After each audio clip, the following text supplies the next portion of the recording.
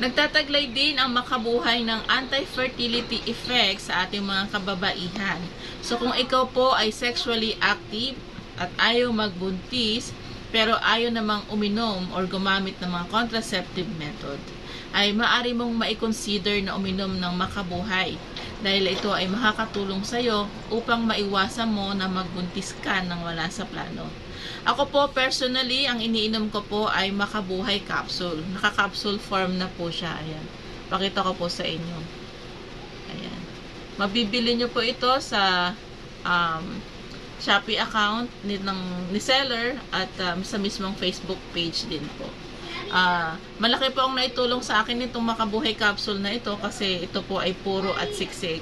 At sigurado po na kapag ito po ay inyong ininom, ay guaranteed po na kayo ay rereglahin. At syempre, maiwasan nyo na magbuntis nang wala sa plan. So, yun. So, pero paalala lang din po mga kabsata, bawal po ang makabuhay sa mga buntis. Kasi po, lalo na kung ikaw ay nasa una or hanggang ikatlong buwan ng iyong ipinagbubuntis, dahil maari po itong maging dahilan na ikaw ay makunan or malaglag ang iyong ipinagbubuntis.